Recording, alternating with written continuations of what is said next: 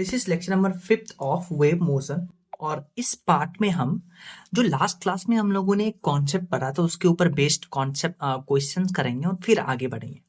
देखिए last class में हमने पढ़ा था कि velocity of sound in gaseous medium at same temperature. तो आपके पास वेलोसिटी का फॉर्मूला आता था root under gamma R T upon molecular weight. अगर आप टेम्परेचर कांस्टेंट रखते हैं तो आर टी कांस्टेंट हो जाएगा। तो यानी velocity is directly velocity will be equal to root under gamma upon molecular weight. अगर आपके पास सेम टेम्परेचर पे दो मीडियम दे दे तो दोनों मीडियम का हम गामा अपॉन मॉलिक्यूलर वेट का रेशियो लेंगे तो आपके पास वेलोसिटी का रेशियो आ जाएगा। डन। अच्छा, अगर दो गैस को मिक्स करते हैं तो उसका जो मॉलिक्यूलर वेट होगा वो मॉलिक्यूलर वेट मिक्सर लेते हैं और गामा मिक्सर का फॉर्मूला होता है N1Cp1 plus N2Cp2 divided by N1Cv1 plus N2Cv2। आइए इसके ऊपर बेस्ड क्वेश्चंस करते हैं। ये फॉर्मूला कैसे डिजाइन करना है वो भी हमने सीखा था। कैसे डिजाइन करना है, आप लिखते हैं मोल को given mass divided by molecular weight. तो आपको मॉलिक्यूलर वेट मिक्स चाहिए तो इसको इधर लेके आइए, इसको इधर लेके आइए। तो मोल मिक्स को आप लिखिएगा N1 प्लस N2। मास को आप लिख सकते हैं मोल इंटू मॉलिक्यूलर वेट। दो गैस को मिला रहे हैं तो पहले गैस का मोल इंटू उसका मॉलिक्यूलर वेट प्लस दूसरे गैस का मोल इंटू उसका मॉलिक्यूलर वेट। तो ऐसे करिएगा। तो आइए इसके ऊपर बेस्ड क्वेश्चंस देखते हैं। जैसे आप इस क्वेश्चन में देखिए, इसमें आपको क्या बोला है, find ratio of speed of sound in hydrogen gaseous medium और helium gas medium at the same temperature. जैसे ही आपको बोल दिया कि टेम्परेचर सेम रखते हैं तो जो वेलोसिटी ऑफ साउंड का फॉर्मूला है root under gamma R T upon molecular weight. R तो ऑलरेडी कांस्टेंट है क्योंकि ये यूनिवर्सल गैस कांस्टेंट है और टेम्परेचर कांस्टेंट कर दिया, ये पूरा टर्म कांस्टेंट। तो velocity will be equal to root under gamma upon molecular weight. अब आपके पास देखिए क्वेश्चन में दो गैसेस गिवन है, एक हाइड्रोजन गैस एक हीलियम गैस। तो हाइड्रोजन एक डायटोमिक गैस है। अगर हाइड्रोजन डायटोमिक गैस है तो हाइड्रोजन के लिए जो गामा होगा वो 7/5 होगा और हीलियम मोनोएटॉमिक गैस है तो हीलियम के लिए जो गामा होगा वो 5/3 होगा। तो इन दोनों का रेशियो लीजिए। तो gamma of hydrogen upon gamma of helium, molecular weight उल्टा आ जाएगा। तो यहाँ हीलियम का मॉलिक्यूलर वेट 4 रखिएगा, हाइड्रोजन का 2, इन दोनों का वैल्यू रखिएगा, आपके पास रेशियो आएगा। नेक्स्ट क्वेश्चन देखिए, इसमें आपको बोला है calculate velocity of sound in a mixture of 1 mole helium and 1 mole oxygen at temperature इतना। आपको वेलोसिटी ऑफ साउंड बताना है जब इन दोनों गैस को मिक्स करते हैं। तो वेलोसिटी ऑफ साउंड, तो अगर दो गैस को मिक्स कर रहे हैं तो यहां जो हम फॉर्मूला यूज करेंगे, वेलोसिटी होता है root under gamma R T upon molecular weight. ठीक है, तो यहां पे जो गामा हम लेंगे वो गामा मिक्सर लेंगे और मॉलिक्यूलर वेट मिक्सर लेंगे।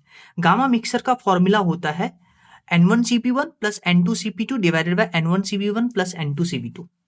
डन। हीलियम जो है मोनोएटॉमिक है तो मोनोएटॉमिक के लिए Cp का वैल्यू होता है 5/2R और Cv होता है 3/2R। और ऑक्सीजन डाई एटॉमिक गैस है तो ऑक्सीजन के लिए जो हम Cp लिखेंगे वो 7/2R लिखेंगे और Cv 5/2R लिखेंगे। तो गामा मिक्सर आपके पास आ जाएगा, दोनों का मोल गिवन है। फिर मॉलिक्यूलर वेट मिक्सर निकालना है तो उसके लिए हम क्या यूज करते हैं, मोल इनटू मॉलिक्यूलर वेट, ये पूरा मास आएगा डिवाइडेड बाय टोटल मोल। तो मोल आपको गिवन है, मॉलिक्यूलर वेट हीलियम का 4, ऑक्सीजन का 32, टोटल मोल 2 क्योंकि 1 + 1, तो आपके पास मॉलिक्यूलर वेट मिक्सर आ जाएगा। आर का वैल्यू 8.314 रखिएगा, टेम्परेचर 127 डिग्री सेल्सियस यानी कि 400 केल्विन का वैल्यू रखिएगा, आपके पास वेलोसिटी ऑफ साउंड आएगा। नेक्स्ट क्वेश्चन देखिए, इस क्वेश्चन में आपको बोला है कि आपको velocity of oxygen upon velocity of nitrogen और ऑक्सीजन का जब मिक्सर लेते हैं तो उसका रेशियो बताना है एट सेम टेम्परेचर। और नाइट्रोजन और ऑक्सीजन को जब हम मिक्स करते हैं तो उसका 4:1 मोल रेशियो में मिक्स करते हैं। सेम टेम्परेचर पे इसको मिक्स करते हैं तो इन दोनों का रेशियो बताना है, velocity of oxygen divided by velocity of mixture of gas. Done. और अब अगर आपको सेम टेम्परेचर दिया तो वेलोसिटी का फॉर्मूला होता है root under gamma R T upon molecular weight, ये पूरा टर्म कांस्टेंट। तो वेलोसिटी को लिखेंगे root under gamma upon molecular weight. इतना समझ में आया।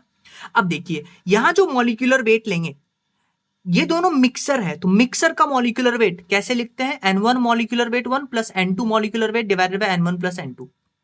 इन दोनों का देखिए, अगर हम बात करते हैं नाइट्रोजन की, तो नाइट्रोजन का मोल है 4 इंटू नाइट्रोजन का atomic weight molecular weight 28, oxygen का मोल है 1 इंटू उसका molecular weight divided by total mole यानी कि 5, तो आपके पास मॉलिक्यूलर वेट आ गया 28.8।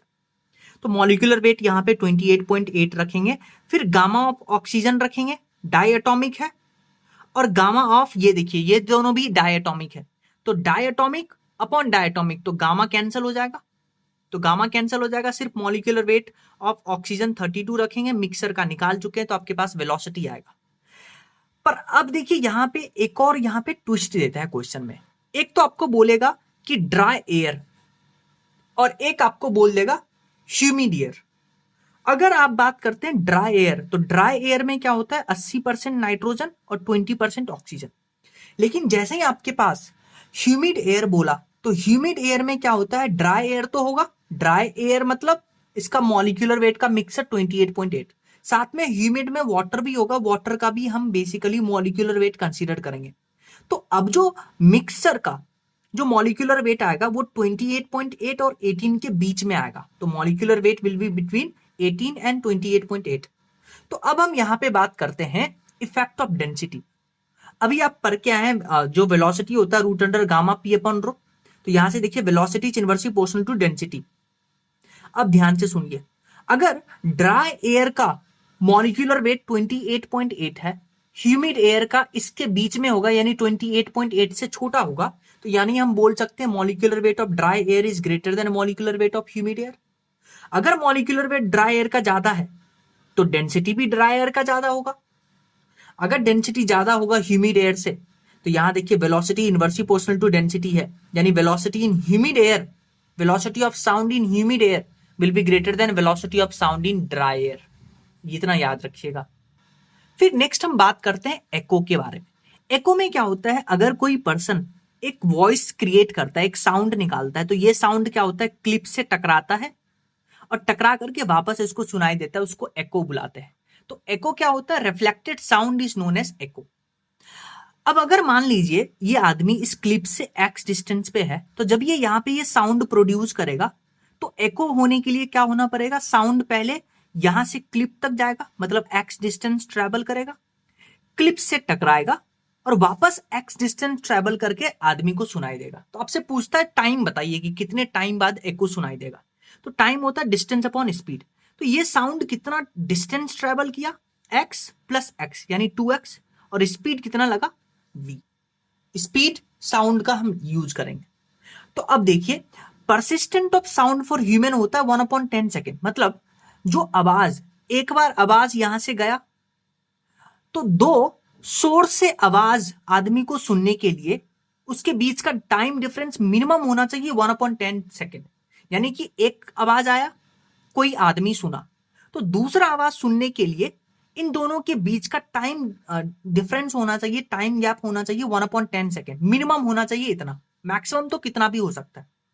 यानी कि मान लेते हैं एक आपके पास साउंड बॉक्स है और यहां एक आदमी है, तो इस साउंड बॉक्स से पहला साउंड निकला तो इस आदमी को सुनाई दिया, दूसरा साउंड सुनाई देने के लिए इस आदमी को इन दोनों साउंड के बीच में 1/10 सेकेंड का गैप होना चाहिए। इससे ज्यादा कितना भी हो सकता है, मान लेते हैं इससे ज्यादा, मतलब आदमी को पहला साउंड सुनाई दिया, आपने साउंड ऑफ कर दिया, 10 मिनट बाद अगेन साउंड ऑन किया, तो अब जो सेकेंड साउंड आएगा उसके बीच का डिफरेंस 10 मिनट है। मिनिमम कितना होना चाहिए सुनाई देने के लिए, 1/10 second. Persistence of sound for human इसका यही मतलब है। तो अगर हम बात करते हैं, अगर परसिस्टेंस 1/10 सेकेंड लेते हैं मिनिमम कंडीशन की, तो मिनिमम डिस्टेंस ऑफ रिफ्लेक्टर, यानी कि मिनिमम डिस्टेंस क्या होना चाहिए एको होने के लिए, तो देखिए यहां से x को क्या लिख सकते हैं, vt/2, x को डिस्टेंस लिख सकते हैं vt/2, टाइम मिनिमम टाइम लेंगे सुनाई देने का, दो साउंड सुनाई देने का minimum time 1/10 second, velocity of sound 330 रखेंगे डिवाइडेड बाय 2, तो मिनिमम जो डिस्टेंस होना चाहिए एको के लिए वो होना चाहिए लगभग 17 मीटर। इस पे एम्स में क्वेश्चन आया था। जैसे इस पे एक क्वेश्चन देखिए, एको पे आपको बोला है 2 क्लिप है आपके पास और इस 2 क्लिप के बीच में एक आदमी खड़ा है। इस आदमी को जो फर्स्ट एको सुनाई देता है वो 2 सेकंड पे सुनाई देता है और सेकंड एको 3 सेकंड पे सुनाई देता है आफ्टर द इनिशियल साउंड। अगर आप बोला है स्पीड ऑफ साउंड 330 मीटर पर सेकेंड है, तो आपसे पूछा है find distance between the clip के बीच में डिस्टेंस। तो अभी हम पढ़ के आए थे कि जो यहाँ पे टाइम लगता है, टाइम होता है distance, speed equal to distance upon time, तो टाइम हो गया डिस्टेंस अपॉन स्पीड, तो डिस्टेंस हो जाता था 2x अपॉन स्पीड v। तो यहां से देखिए अगर हम x निकालना चाहते हैं तो वो आ जाएगा vt divided by 2, vt divided by 2। तो जो पहला एको है वो 2 सेकंड पे सुनाई दिया, तो पहले एको के लिए आप ये लगाइए, यानी कि अगर पहला क्लिप से 2 सेकंड में एको सुनाई देता है तो पहला क्लिप से मान लेते हैं इस आदमी का डिस्टेंस है x, और दूसरे क्लिप से 3 सेकंड में एको सुनाई देता है तो उसका डिस्टेंस हम y ले लेते हैं। तो ये जो डिस्टेंस x होगा that will B v t1 upon 2, t के जगह पे रखेंगे हम 2, और यहां से जो ये डिस्टेंस होगा y that will B v t2 upon 2, और यही टोटल डिस्टेंस क्लिप के बीच का डिस्टेंस है, तो x plus y will be equal to इन दोनों का सम, तो v by 2 common t1 plus t2, तो t1 प्लस t2 2 सेकेंड और 3 सेकेंड रखेंगे तो आपके पास वेलोसिटी ऑफ साउंड 330 रखेंगे तो आपके पास डिस्टेंस बिटवीन द क्लिप आ जाएगा 825 मीटर। इस क्वेश्चन में देखिए क्या बोला है, 2 क्लिप के बीच में एक आदमी खड़ा है और ये आदमी क्या करता है, क्लैपिंग करता है, और क्लैप जब करता है तो इसको क्या होता है, एको सुनाई देना स्टार्ट होता है एक के बाद एक, और ये जो 2 एको के बीच का जो इंटरवल है वो है 2 सेकेंड। यानी जो पहला एको सुनाई दिया, मान लेते हैं इस क्लिप से जो पहला एको सुनाई दिया, इस क्लिप का डिस्टेंस x, इधर से मान लेते हैं y, तो इस क्लिप से जो पहला एको सुनाई दिया वो है 2 सेकेंड पे, ठीक है, और फिर दूसरा जो एको सुनाई देगा वो 2 सेकेंड के इंटरवल पे, मतलब 4 सेकेंड पे उसको दूसरा एको सुनाई देगा, t इक्वल टू 0 पे और t इक्वल टू 2 सेकेंड के बीच में पहला एको, फिर दो सेकेंड के बाद दूसरा एको सुनाई देगा, यानी कि यहां से यहां तक पहला एको सुनाई दिया 2 सेकेंड पे, दूसरा एको सुनाई दिया 4 सेकेंड पे। तो आपसे पूछा है डिस्टेंस बिटवीन द क्लिप।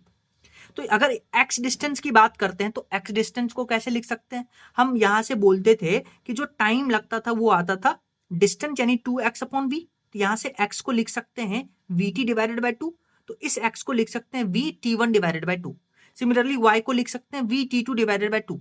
तो डिस्टेंस बिटवीन द क्लिप मतलब x प्लस वाई, तो x plus y v by 2 common t1 plus t2, t1 कितना है 2, t2 कितना है 4, तो यहाँ पे 2 प्लस 4 और वेलोसिटी ऑफ साउंड गिवन है 340, तो आंसर आएगा इतना मीटर। यहाँ कैच क्या है कि इंटरवल कितना है 2 सेकेंड, यानी पहला एको 2 सेकेंड पे सुनाई देगा, दूसरा एको 4 सेकेंड पे सुनाई देगा, तो यही यहाँ पे कैच है। नेक्स्ट हम बात करते हैं इंटेंसिटी ऑफ ए वेव।